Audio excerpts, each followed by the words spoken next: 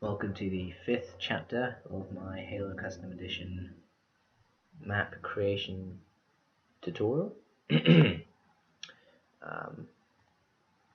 I'm just going to save this as stage 5 and we'll continue from where we left off. So I'm just going to do a little bit of a once over, just checking what I have here. Everything seems good, so I guess what we can do now is add one more mesh smooth iteration onto this, and then we'll optimize this down. Before we do though, I want to kind of get an idea of what our triangle count is at the moment. So I'm going to hit the plus sign next to the perspective icon, and I'm going to go to configure viewports. I'm going to enter the statistics panel, uncheck pretty much everything there,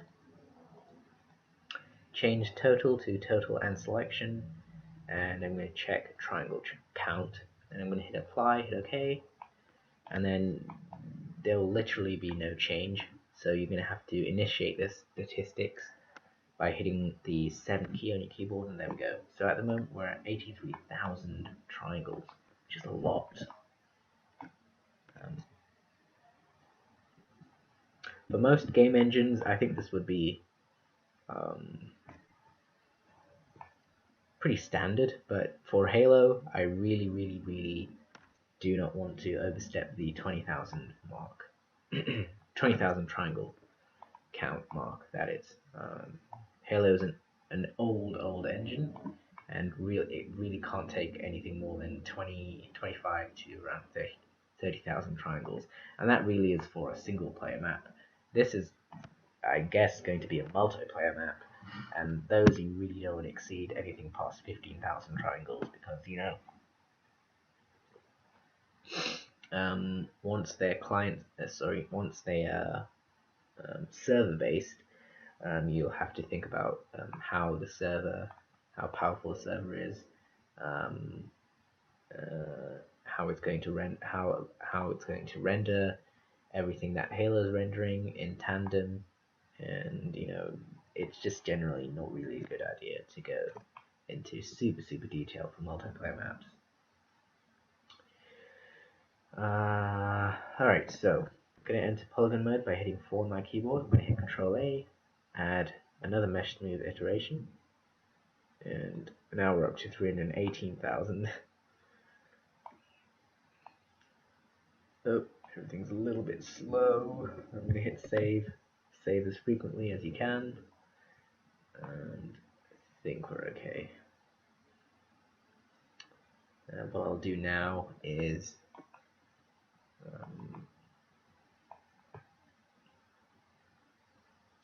save this really quickly once more, and I'm going to save this as stage 5.5 because I want to keep the optimization part in a separate save.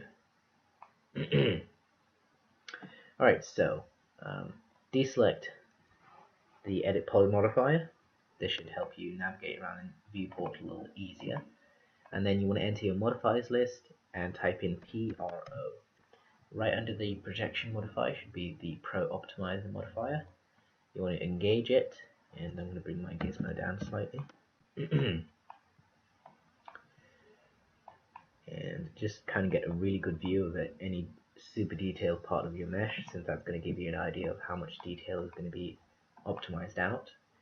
And a couple of options you want to set here are optimization mode, crunch borders. If you have any open edges or borders like we have here, the Pro Optimize modifier is not going to attempt to preserve them in any way, shape or form. So those borders will most likely be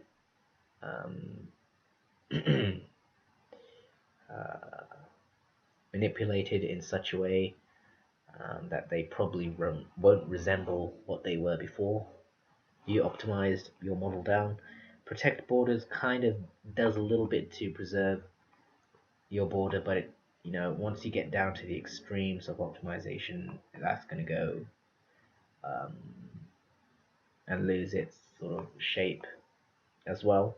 Exclude borders, I find, kind of does the best job in preserving your border, but with this model, um, I'm not really that fussed about the border, so I'm just going to keep it at protect borders.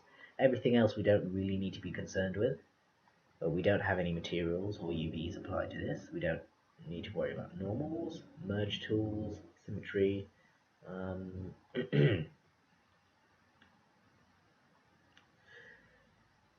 So I'm just going to go ahead and there they are. Open the advanced options rollout and favor compact faces. This will tell the optimizer to look specifically for faces which are really close to each other and attempt to optimize them more over faces which are a greater distance away. Lock vertex position, I think, does what it says on the tin and tries its best to, not to move the vertex position of each vertice or the general vertex position. It tries not to manipulate that too much and change it. Okay, so once you're happy with your settings, you're going to want to hit calculate and give this a little bit of time.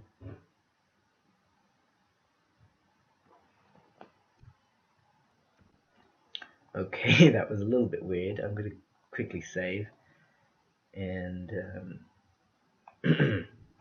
yeah, sometimes that can happen when you're really dealing with huge meshes with an obscene triangle count. I guess because I'm running my capture program on high settings, that's kind of interfering with the amount of processing power which 3ds Max has available. So try and get a good view of like a really detailed part of your mesh, and you can just start to bring the vertex count down. I don't suggest you do it incrementally. Go ahead and take it down to something like 50%. And that's just going to be half of what your triangle count was, and you'll pretty much notice that the optimizer or the optimization algorithm does such a good job with optimizing that you can't even discern the difference between 100 and 50%. One thing that has to be said though is that this optimizer works in triangles, so please be aware of that. I'm going to take this down to something like 10% and see what that looks like. Alright, and a lot of our detail is still there.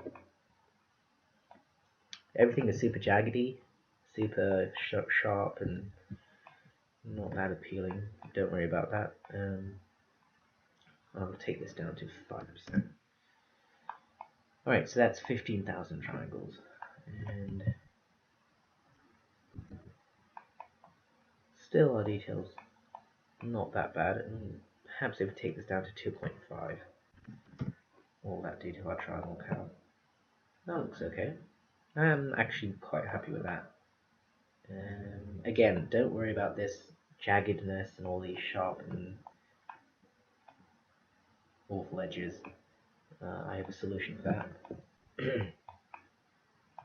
I'm just going to toggle my edge faces by hitting F4, take a look at my triangle count, and yeah, everything looks okay. So I'm just going to right click, convert it to a new editable polygon, thereby collapsing the previous stack, and I'm going to enter my polygon mode by hitting 4, hit Ctrl A, and then to relax everything, get rid of all the sort of jaggedness and harshness of the current mesh.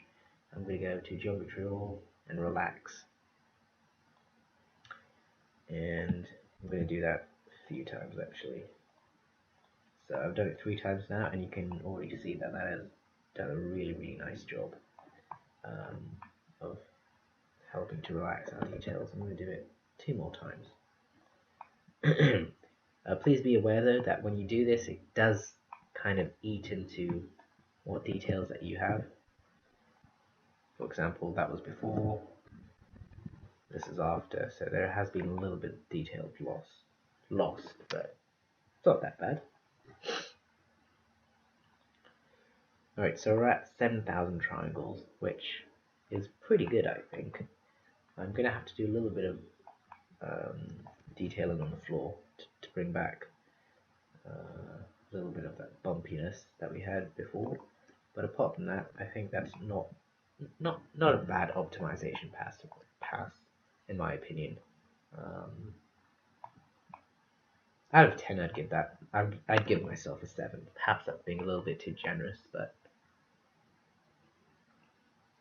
if the floor hadn't been so boring, I think it would have been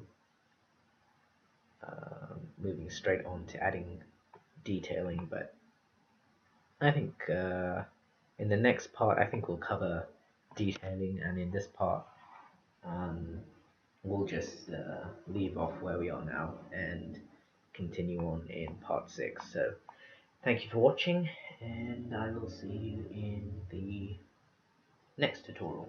Don't forget to save.